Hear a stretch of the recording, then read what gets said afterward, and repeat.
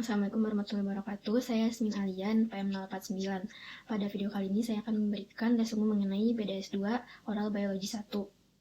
Materi yang dibahas pertama itu mengenai jaringan dental atau dental tissue.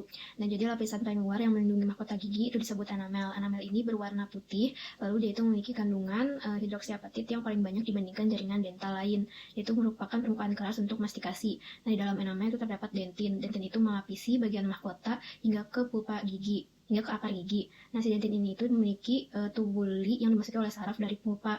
Nah, warna dentin itu kekuningan. Lalu selanjutnya ada pulpa. Pulpa itu berada di dalam dentin yang dibagi bagiannya menjadi pulp horn, reticular pulp, lalu ada coronal pulp dan ada accessory canal. Nah, di dalam pulpa ini terdapat serabut saraf dan pembuluh darah yang masuknya itu melalui foramen apikal.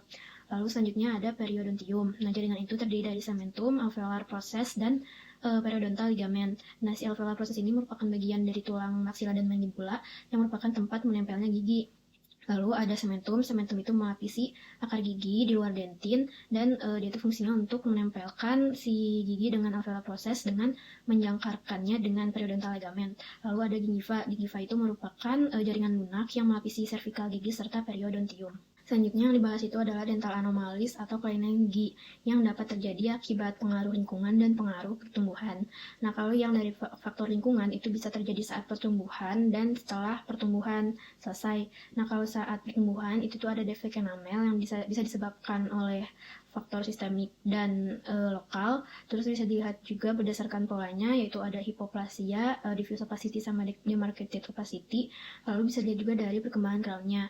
Nah, kalau yang setelah pertumbuhannya selesai, itu yang pertama ada tooth wear. Tooth wear itu terdiri dari atrisi, erosi, abrasi, karies, dan abfraksi. Lalu ada juga resorpsi internal dan eksternal.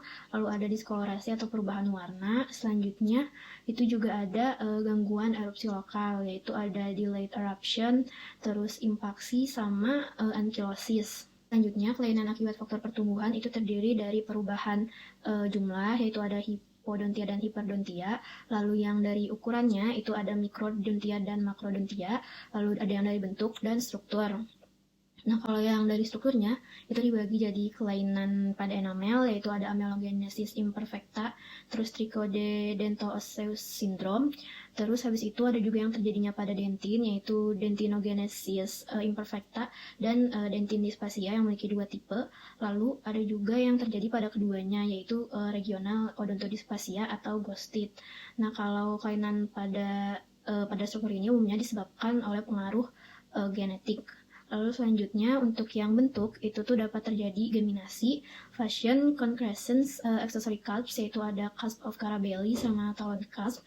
Terus ada dens evaginatus, shovel-like incisors, dens invaginatus, lalu cervical enamel extension, ectopic enamel, taurodontia, hypercementosis, delaceration, globodontia, dan lobulodontia.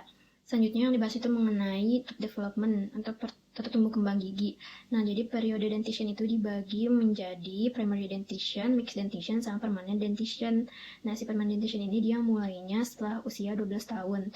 Lalu untuk gigi permanen saat mixed dentition yang pertama erupsi itu pada maxilla ada first molar. Kalau pada mandibula itu first molar dan central incisor. Nah, di kedua rahang itu erupsinya terjadinya sekitar 6-7 tahun.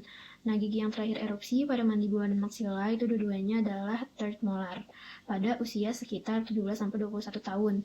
Dan selanjutnya si first molar dari mandibula dan maxilla itu sama-sama mulai terlihat kalsifikasinya itu saat lahir, dan untuk root completionnya itu saat usia 18 hingga 25 tahun. Nah, selanjutnya itu ada gigi incisif. Kalau gigi incisif untuk pertumbuhan dari mulainya kalsifikasi sampai ke root completionnya itu dari sekitar 3-4 bulan hingga ke umur 9-11 tahun. Kalau gigi caninus itu dari umur 4-5 bulan sampai ke 12-16 tahun. Untuk gigi premolar itu dari 1/4 sampai 1/3/4 tahun hingga ke 13-14 tahun. Nah, untuk gigi molar kedua itu dia dimulainya 2,5 sampai ke 14-16 tahun. Sekian yang bisa saya berikan mengenai resume dari topik ini. Mohon maaf apabila ada banyak kesalahan dan kekurangan. Wassalamualaikum warahmatullahi wabarakatuh.